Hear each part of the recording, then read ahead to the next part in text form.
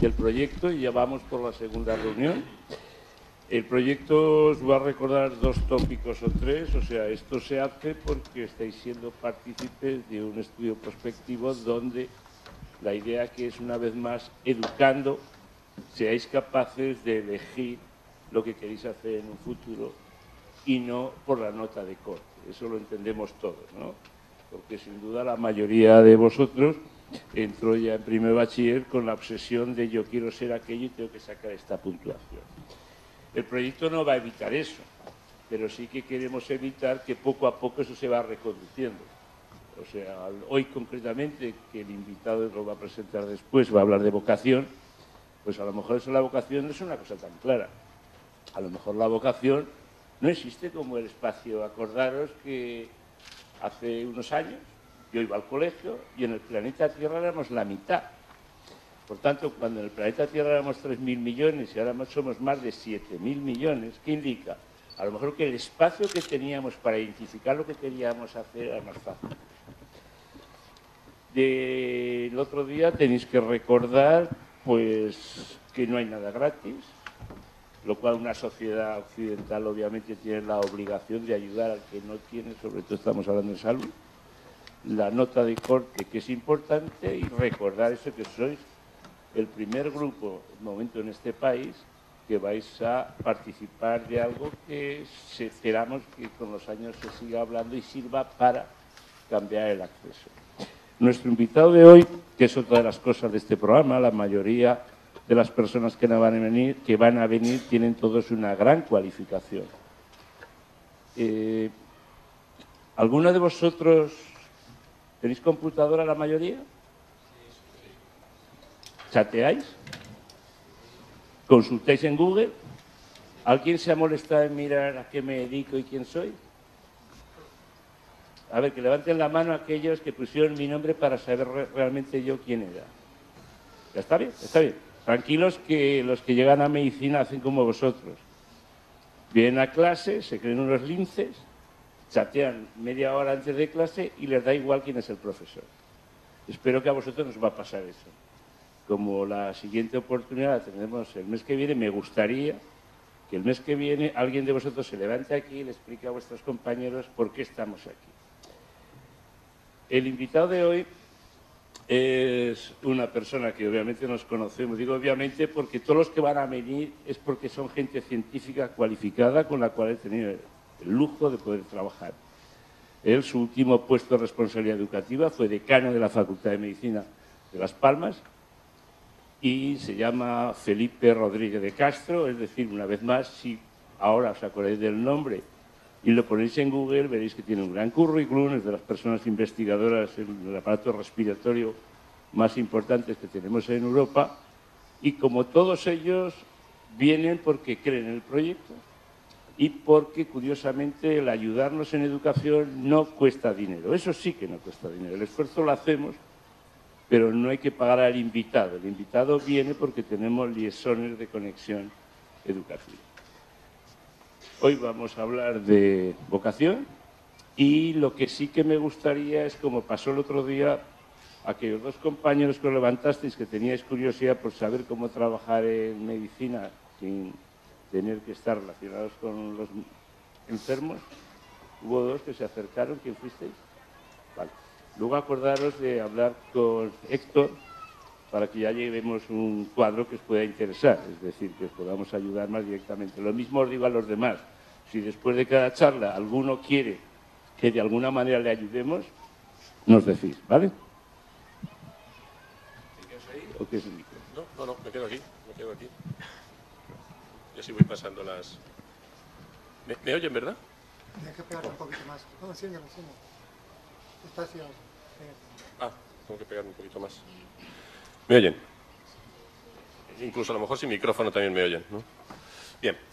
Bueno, buenos días a todos. Yo, en primer lugar, quería dar las gracias al Colegio Cisneros, por esta iniciativa, por prestarse voluntario a participar en este proyecto, que me parece un proyecto apasionante.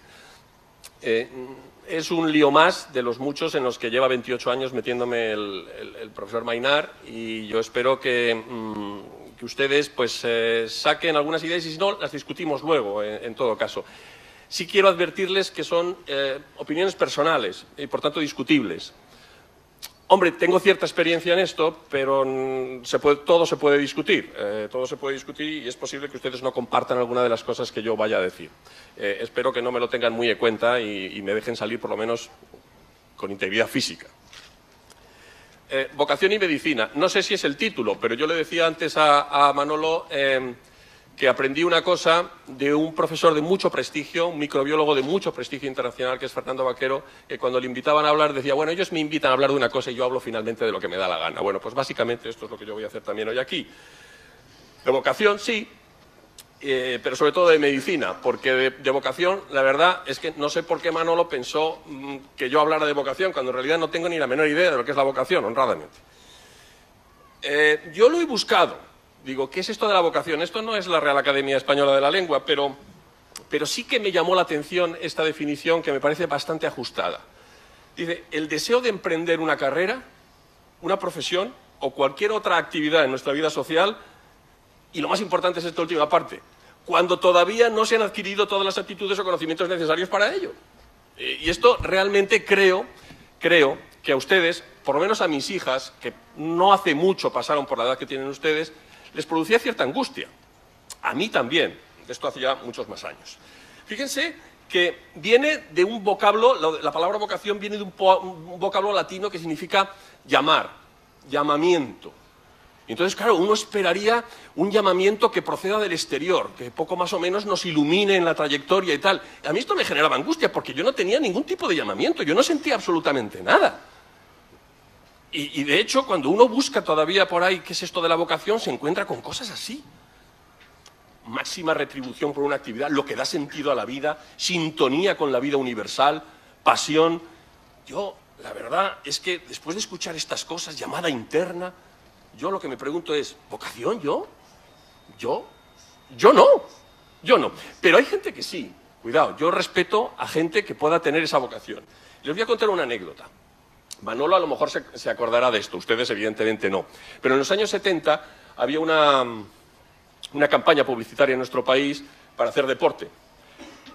Bueno, había varias. Otra, yo como soy peninsular, le decíamos patatas, pero había también una campaña publicitaria de come patatas, ¿no? No sé por qué venía aquello, pero era come patatas. Bueno, pues otra de los eslogan era haz deporte. Contamos contigo, se llamaba, y entonces todos andábamos con pegatinas del deporte que queríamos hacer. Contamos contigo, yo baloncesto, yo fútbol, yo hockey, yo lo que sea, ¿no? Era muy popular.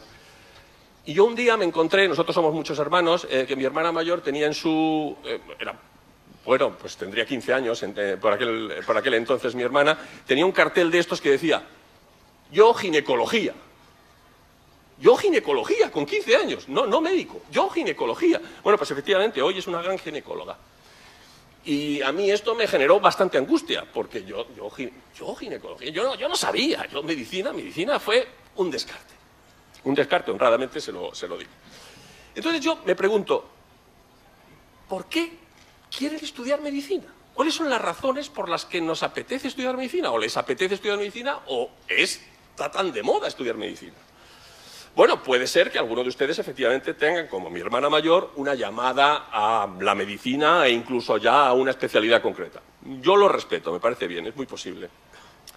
Pero en general, casi siempre esto está relacionado con el papel que ejercen de modelo pues determinados profesores o incluso la propia familia, ¿no? Determinados profesores que hacen que en algunos de ustedes se despierte un especial interés pues, por las ciencias o por las ramas de la biología o alguna de estas. El papel de modelo de los profesores creo que es una de las razones que influyen más decisivamente en que unos u otros, más que un llamamiento interno, deriven finalmente por los estudios en ciencias de la salud o en medicina, si ustedes quieren.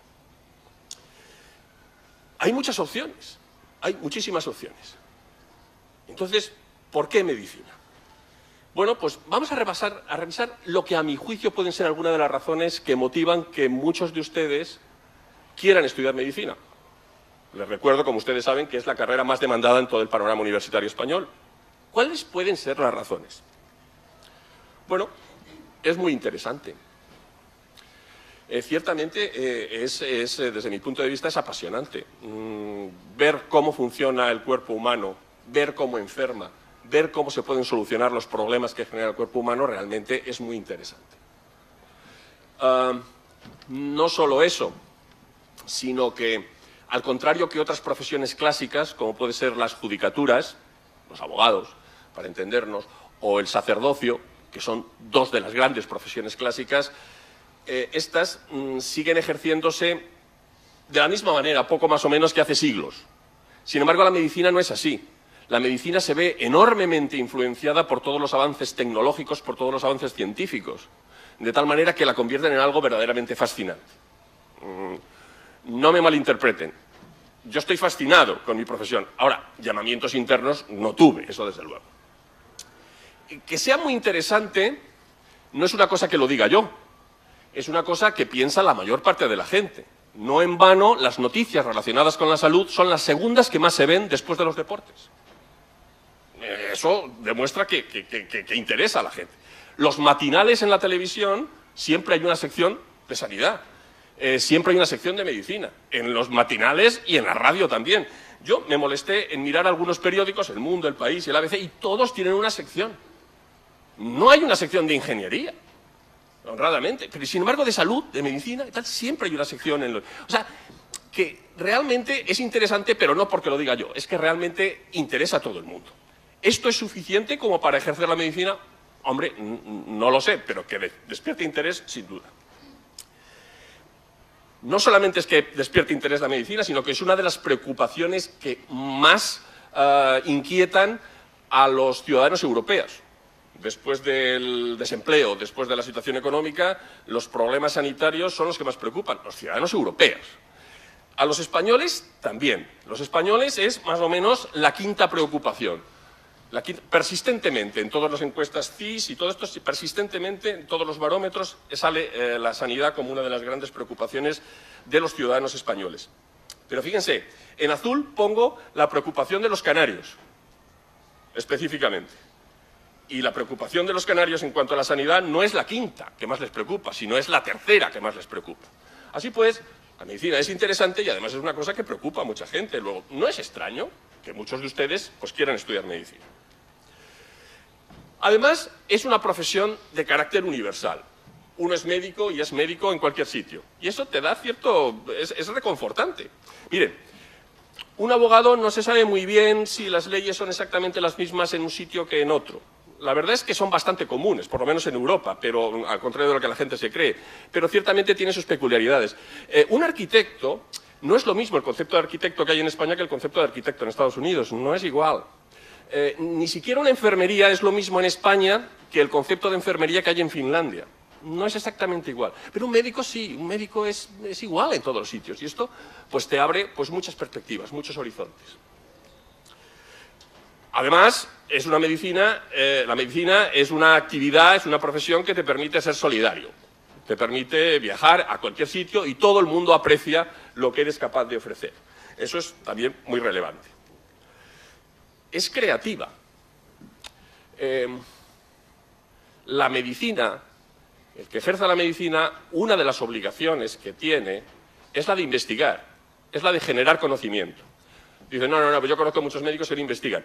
Bueno, pues mal, porque no es legítimo que después de haber visto 500 enfermos con la misma enfermedad, el 501 no se beneficie de la experiencia anterior. Y para eso hay que analizar la información, hay que estudiarla, hay que sacar conclusiones y eso es investigar. En ese sentido, la medicina también es muy enriquecedora. Eso todos los motivos posiblemente por los que la gente quiere estudiar medicina. Además, tiene mucho empleo. Al menos eso es lo que dice el Ministerio de Educación, Cultura y Deporte en el año 2014.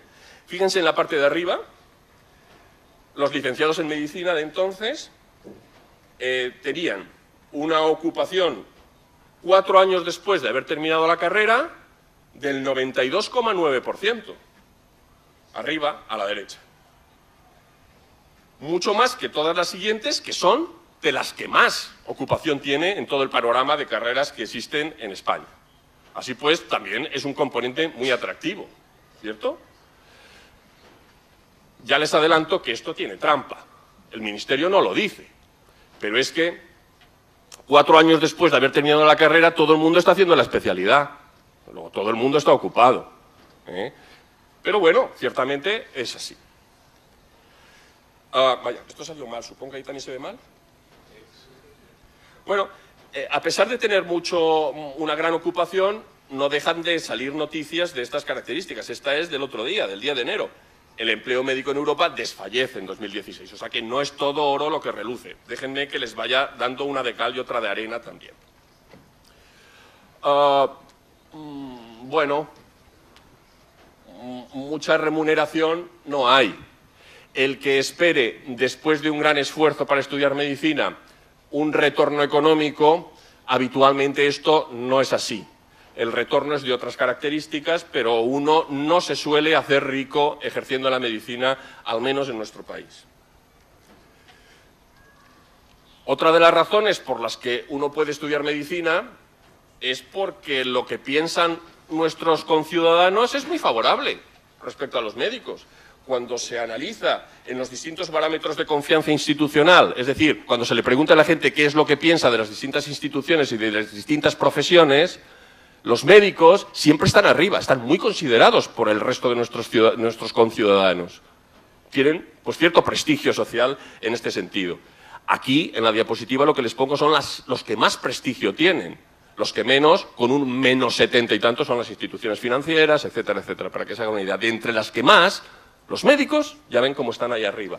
Luego, tampoco me extraña que muchos quieran estudiar medicina. Fíjense lo que piensan de los médicos los ciudadanos cuando se les pregunta a propósito de cómo les calificaría la preparación profesional que tienen los médicos de nuestro país. Pues fíjense, piensan que muy bien o bien el 92%. Ya lo tienen ahí. Muy bien o muy bien el 92%. Hombre, pertenecer a una profesión de estas características en las que los ciudadanos piensan que están muy bien formados, pues a uno siempre le gusta. Independientemente, además, si votas a un partido o votas a otro, no es un problema ideológico. Todos piensan que efectivamente nuestros médicos están bien o muy bien formados. Bueno, sin embargo, la de arena o la de cal, nunca sé cuál es la mala. Algunos no piensan esto, de hecho hay agresiones. El último año, 300 en Canarias, 300 agresiones a médicos. Porque, bueno, hay gente que se enfada. Se enfada porque, entre otras cosas, a veces piensan que para todo hay una solución y no para todo hay una solución. Bueno, hablaremos de esto luego. También se puede estudiar medicina porque se tiene poder. La medicina ejerce un enorme poder social que se traduce en un control sobre lo que la gente considera su principal patrimonio, que es la salud. Entonces, esta sensación de poder también es, en ocasiones, uno de los motivos por los que la gente decide estudiar medicina. Fíjense ahí lo que les pongo. I'm a doctor, what's your superpower? Yo soy un médico, ¿cuáles son tus superpoderes? O sea, esto realmente a veces es un poco así. Sin embargo, la de arena, las relaciones con la sociedad, de la medicina, de los médicos con la sociedad, están cambiando. Existe una gran democratización del conocimiento, hay una gran accesibilidad a la información y, por tanto, las relaciones de los médicos ya no es esa relación de superpoder o de autoridad, de relación asimétrica con sus pacientes. Los pacientes se informan, los pacientes tienen cada vez conocimiento y esto va necesariamente a cambiar nuestras relaciones con los pacientes. Este chiste también es gracioso. Dice, los pacientes saben más que yo acerca de sus enfermedades. Debo encontrar una conexión más rápida de Internet, ¿no? Porque realmente esto es un poco así. Esto seguramente va a cambiar también la forma de relacionarse del médico con sus pacientes, la forma de estar del médico en la sociedad y por tanto, esa sensación de superpoder. Luego hay otra razón para estudiar medicina. No solamente es interesante y todas estas cosas que le he dicho, sino que es fácil. La carrera es muy fácil. Y claro, esto es interesante porque, miren, yo tengo una hija que es ingeniero de caminos. Eso es difícil. Tengo una sobrina que estudió ciencias exactas, o sea, matemáticas. Eso es difícil. La medicina es fácil, es muy fácil. No hay ningún concepto complicado. No se requiere una inteligencia especial para estudiar medicina. Lo cual, pues también, no solamente entonces es interesante, no solamente es universal, no solamente tus ciudadanos o tus conciudadanos te reconocen que tal, sino que además tampoco se requieren unas neuronas particularmente dotadas. Luego, bueno, pues eso es una de las razones. Hombre, la de Arena. La de Arena es que es la carrera más larga de todo el panorama universitario español, 6 años. 6 años después de los cuales uno no puede ejercer la medicina. Tienes que hacer por lo menos 4 o 5 años de especialidad para ejercer luego, posteriormente, de forma autónoma, lo cual se te convierte en 11, 12 años de estudio. Además, no solo eso, sino que la necesidad de formación continuada es lo más acuciante que en ninguna otra profesión, precisamente porque el avance tecnológico hace que nuestros conocimientos y nuestras habilidades caduquen a una velocidad verdaderamente pasmosa.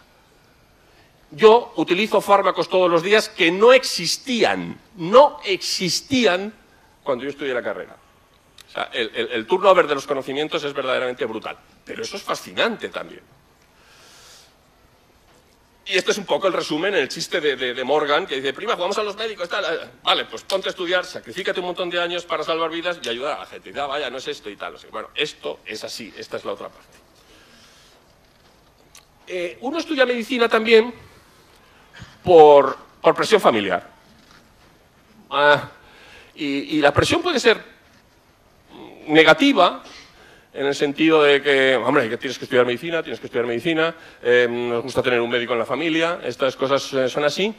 O puede ser que haya familias realmente en las que se respira un verdadero ambiente de amor hacia la profesión. Eso es así, eso existe. Yo les puedo contar una anécdota de un señor, de un jefe de servicio de medicina interna de allá, de un hospital de la península, en el que él y su mujer eran médicos.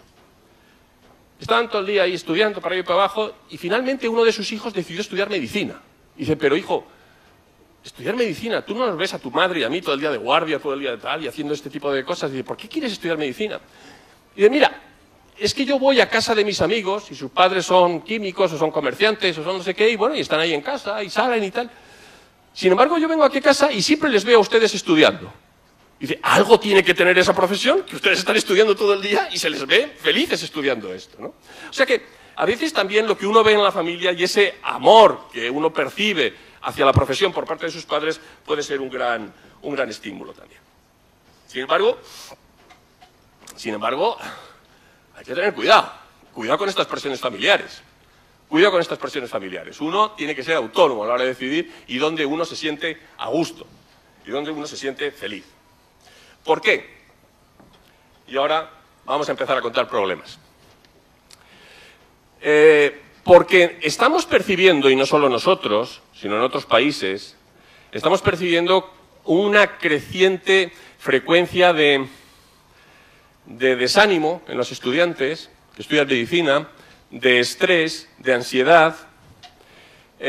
Son estudiantes habitualmente de expedientes impolutos, son expedientes muy brillantes, con unas grandes expectativas que la vida se encarga ya de ir recortando, sobre todo cuando uno se enfrenta pues, al estrés, al sufrimiento, a la muerte. Eso genera en muchos estudiantes una gran ansiedad, en otros un extraordinario cinismo, y ni profesores ni tutores son muchas veces capaces de ayudarles a manejar ese estrés y esa ansiedad. Esto es así. Miren, cuando uno ya está haciendo la especialidad, es decir, cuando todavía es estudiante, porque no ha terminado todo ese periodo largo de formación que comentábamos, se encuentran con que efectivamente un 30% de los MIR, de los médicos internos residentes, padecen malestar psicológico, que es 3 veces más de los trastornos psicológicos que padecen gente de su edad. Ustedes me pueden decir, bueno, pero mire, vamos a ver, eso es aquí en España porque se gana poco y además la noticia es del año 2009. Bueno, pues miren, noticia del 31 de diciembre del 2015. Y esto no es de España, esto es Estados Unidos, publicado por la American Medical Association. El 20% de los residentes tienen signos de depresión mayor. Luego, pero abundo un poco más. Hay en este artículo, que es del año 2011, demuestran cómo cirujanos por encima de 45 años tienen ideaciones suicidas 1,5 o 3 veces mayores que la gente de su edad. que otras profesiones de la misma edad, en torno a los 45 años, es decir, gente ya con una cierta experiencia. Luego, esto genera estrés. Ya hemos dicho, es interesante, es fácil, es lo que ustedes quieran, pero cuidado, esto genera estrés. Hay que saber por qué se elige esto, porque las consecuencias son las que ven. Yo no me lo he inventado, esto es así. Y es que nada es fácil en esta vida, nada es tan fácil como yo decía. Hay un compañero mío del hospital que siempre dice lo mismo. ¿Medicina? Medicina es la carrera más fácil de estudiar, pero la profesión más difícil de ejercer. Y eso es cierto, eso sí que es cierto. Normalmente son estudiantes de grandes expedientes, de notas medias muy altas, la élite académica del país, y se piensa que como tienen grandes notas en el bachillerato, pues parece como que, hombre, ¿cómo no vas a estudiar medicina? Si puedes estudiar medicina, si puedes entrar en medicina, pues entra en medicina con la nota que tienes. Y claro, eso no es así. Eso no es así. Para ser un buen médico, se necesita estar razonablemente confortable en los conocimientos probabilísticos, en lo que es más probable, no en las certezas. Les decía, mi hija mayor, la ingeniera, no podría ser médico. Esto de ¿cómo de probable? Si se me cae un puente, se me cae un puente. Esto de probable, que tengo solamente un 90% de posibilidades de que no se me caiga el puente. ¿Cómo que no? Esto no es así. En medicina sí. Y uno tiene que estar razonablemente confortable en este ambiente probabilístico. Uno tiene que estar razonablemente confortable en un cierto grado de incertidumbre, un manejo de la incertidumbre. El manejo de la incertidumbre es la mejor manera de controlar el estrés. Y no todo el mundo tiene el perfil de personalidad para manejar la incertidumbre. No digo la capacidad intelectual, por Dios bendito, que no se requiere grandes neuronas, pero sí este perfil profesional, sí este perfil de la personalidad, el manejo de la incertidumbre. La incertidumbre es incómoda, decía Voltaire. Y los médicos añadimos también, ya, pero las certezas son absurdas, no existen, ¿no? Pero para esto se necesita una cierta mentalidad. Elias Pardell, y entre otros muchos de nosotros, hicimos un libro que se llamaba El médico del futuro. Y el perfil profesional del médico del futuro pensamos que es este. Yo honradamente pienso que es este. Además de ese conocimiento probabilístico, además de ese manejo de la incertidumbre, además de todo este tipo de cosas, el médico tiene que tener una actitud crítica, inquieta, curiosa. Tiene que ser comunicador, tiene que ser empático, tiene que ser responsable social e individualmente, líder del equipo asistencial, competente, efectivo, seguro, honrado, confiable, comprometido con el paciente y con la organización, implicado en los valores profesionales que básicamente son el bienestar del paciente, la justicia social y la autonomía del enfermo. Y yo añadiría además que el médico, el buen médico, tiene que divertirse. Y eso se lo digo siempre a los alumnos. Tiene que salir por ahí. Tiene que leer periódicos, tiene que leer novelas, tiene que ir al cine, tiene que ir al teatro, tiene que participar en política, tiene que estar en la vida. No puede estar encerrado estudiando todo el día como hacen muchos. Así no se puede ser buen médico. Es curioso que cuando uno busca en el diccionario qué es la vocación, bueno, aparecen unas definiciones. Pero aparece además también esto, errar a alguien en la vocación, que es dedicarse a algo para lo cual no se tiene disposición o mostrar tenerla para otra cosa que no se ejercita. Y esto es una cosa que ha preocupado desde hace años. Nos preocupa a nosotros ahora, pero lleva preocupando desde hace muchos años en muchas facultades de medicina de todo el mundo. Hace poco, en el Lancet, que es una revista muy prestigiosa, se publicó un artículo relacionado con esto, con la selección de los estudiantes. Miren, una cosa muy interesante. Ya en los años 60, en los años 70, en Berkeley y en Suecia, hicieron trabajos en este sentido y demostraron que, yo no sé si esto es en España sí o no, no me malinterpreten, pero entonces sí que demostraron que, digo, los estudiantes que mejores notas sacaban en ciencias en el bachillerato, que por cierto es el criterio que nosotros utilizamos para seleccionar a los pacientes para entrar en la universidad, bueno, pues esos estudiantes tenían también muy buenas notas durante los primeros cursos de la carrera. Cuando estudian anatomía, cuando estudian fisiología, cuando estudian bioquímica, cuando estudian histología. ¿Sí? Pero cuando hablábamos ya de las asignaturas clínicas de los últimos años, ya no existía correlación. Y tampoco se vio correlación con el desempeño profesional. Es más, los que mejores notas sacaban en ciencias eran gente poco empática y con unas muy limitados intereses. Eso fueron las conclusiones de los años 70 de estas dos universidades prestigiosas. Ellos, desde hace muchos años, por tanto, están en otra línea de selección de esos estudiantes, porque se dan cuenta que no se trata de ser muy bueno en ciencias, que está muy bien, pero se necesita algo más, que es lo que yo he pretendido decirles. Claro, además, esto tiene unas consecuencias sociales. Si entran los mejores solo por el hecho de ser muy buenos en ciencias y se quedan fuera otros que sí podrían tener ese perfil de lo que comentábamos antes, pues pasará esto. Que dejemos fuera gente que podría ser magníficas médicos y entren gente que esté frustrada, que esté ansiosa, que esté estresada y que sea muy poco empática con los pacientes.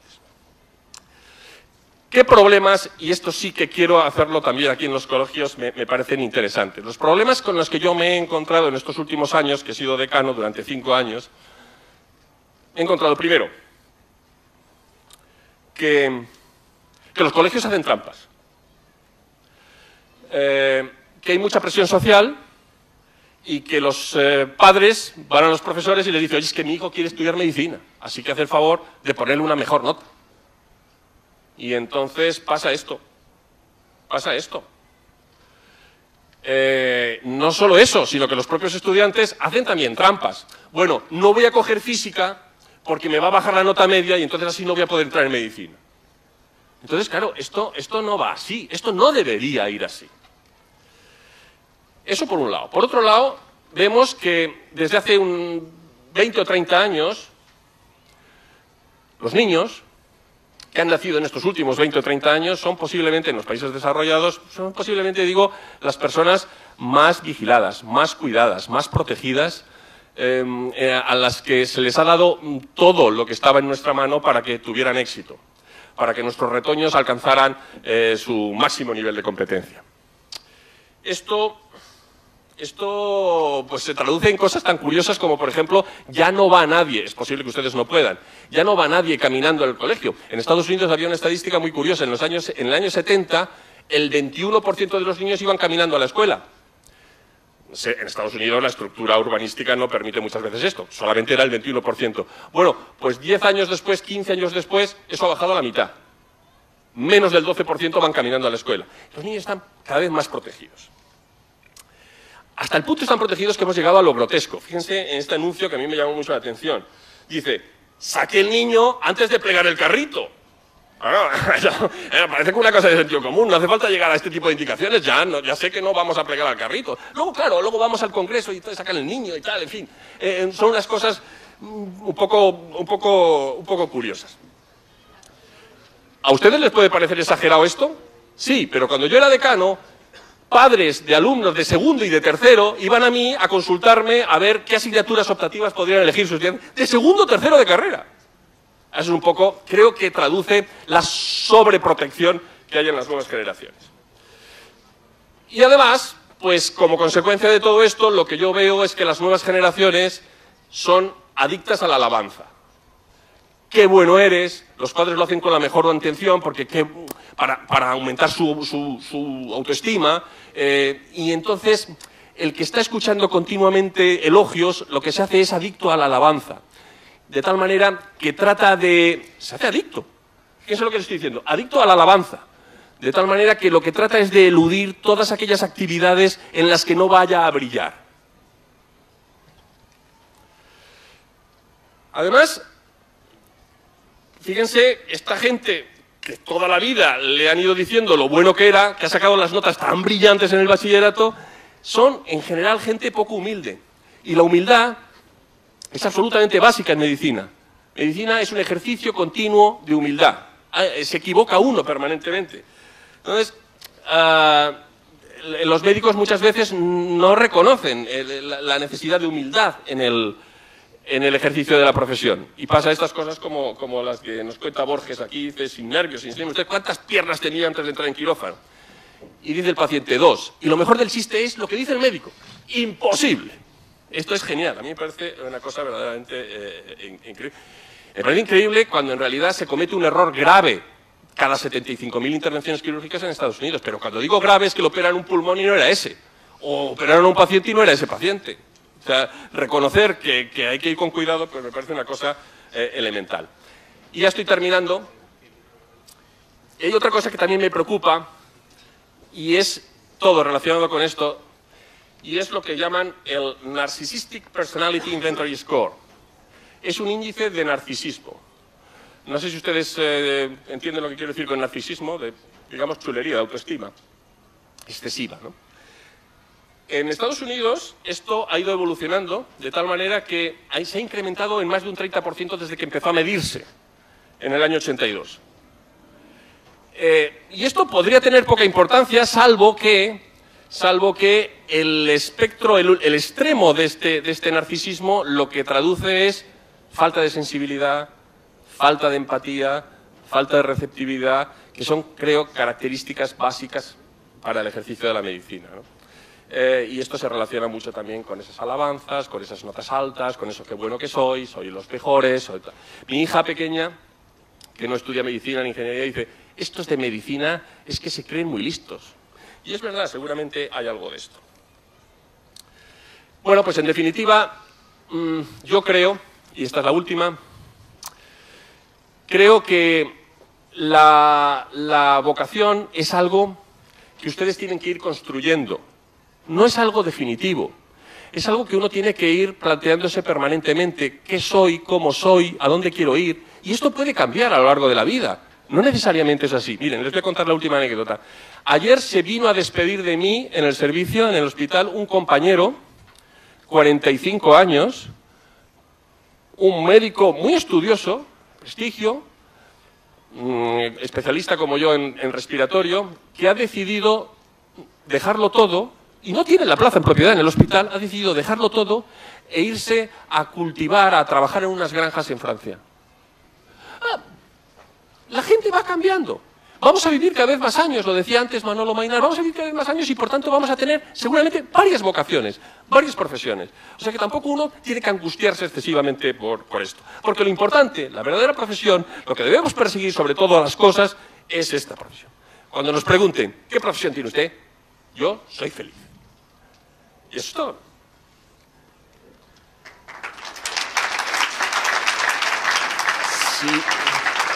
Si tienen alguna pregunta que hacer o alguna crítica, pues estupendo.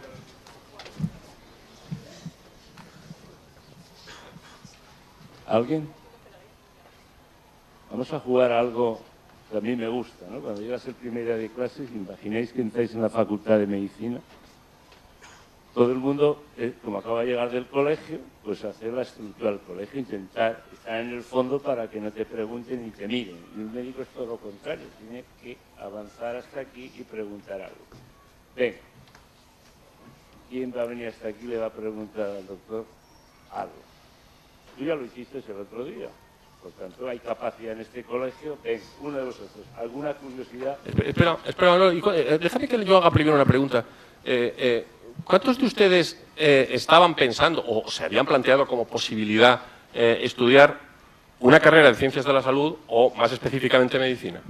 No se comprometen, yo no voy a tomar nota. ¿Cuántos se lo estaban planteando? Se puede cambiar, no es definitivo, aunque levanten la mano. Bueno, no tantos pues, ¿no? Vale. Ok, gracias. Por escrito fue diferente. ¿Por escrito fue diferente? El resultado de la primera encuesta, en la cual aún no habían escuchado nada, por eso hicimos la encuesta. Y así el estudio consiste, ya que tenéis que saber que una de las cosas que estamos haciendo no es pasar el rato. Todo esto será publicado el día de mañana y posiblemente sea un artículo de referencia en educación en muchos sitios del mundo para que las personas sepan que la vocación es lo que he explicado que una nota de corte no te puede llevar a condicionar el resto de tu vida, o sea que estamos participando de algo importante. Entonces, obviamente el número de los que el día primero, antes de hablar de nada, hicieron la encuesta, había más que tenían vocación sanitaria. A lo mejor es que después de escuchar esto han decidido. Venga, vamos a hacer el juego este y nos queda 5 minutos. Uno se levanta. A tíos y tías, que diría Comisiones Obreras. Venga, venga, tenéis que empezar a jugar a esto. Venga, ven aquí. Esto es la parte del juego, esto es lo divertido de esto. Venga.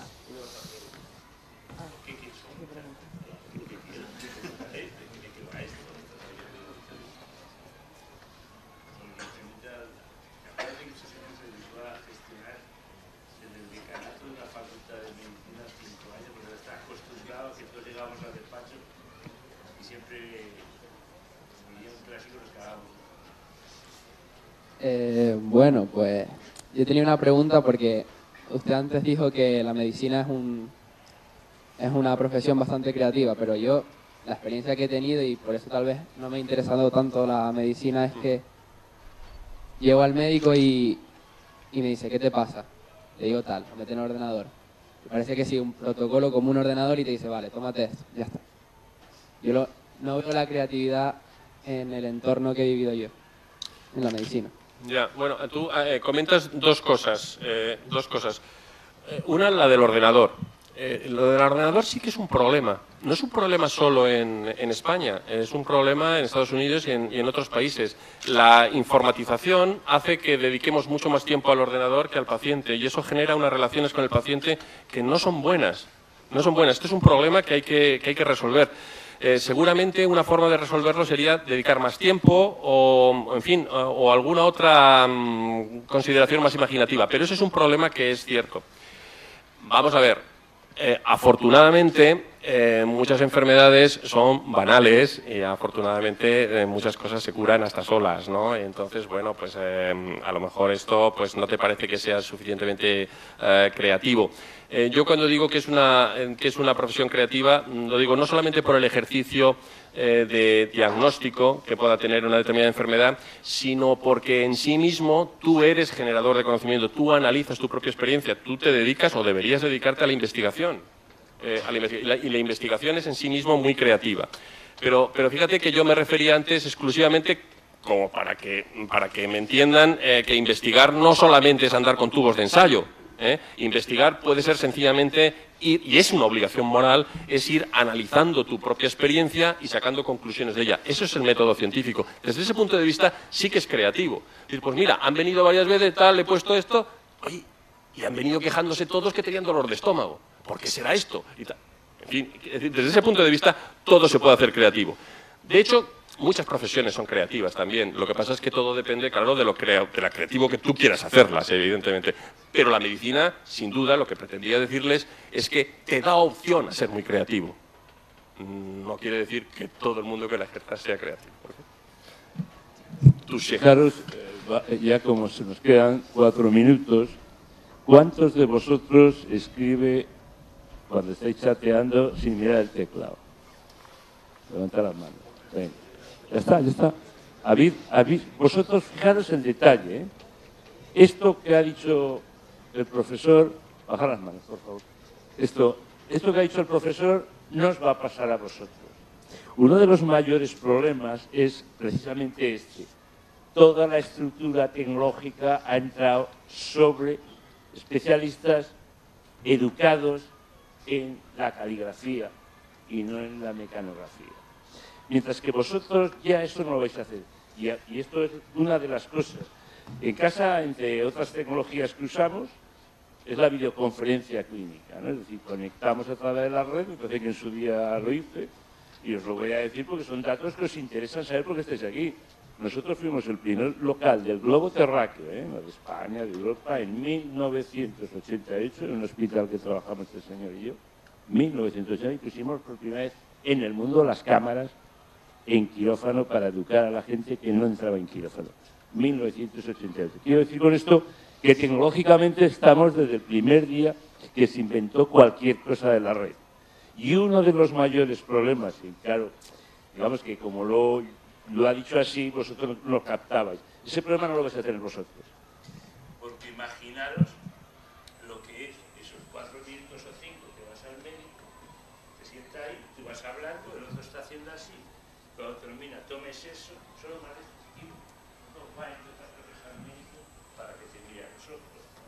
Porque acordaros que uno de los chistes que podemos tener los que sabemos que solo mirando que pueden entender lo que le está pasando a cualquiera de vosotros. Si veis a la consulta, en este momento no nos vemos con ninguno, sería todo un espiritista, pero es así.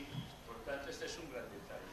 Tú lo que dices, posiblemente en las próximas generaciones que salgan, por ejemplo, de este colegio, todos los que habéis levantado la mano, tú puedes ir a la consulta y el tipo estará escribiendo y seguirá mirando. Bueno, aparte de que una vez más tengo que reconocer que da gusto venir a casa, porque ya ves que todos participamos. A dar las gracias a Felipe. Felipe es uno de los que está abriendo todo este proyecto, porque es sorprendente la calidad de gentes que vais a ver.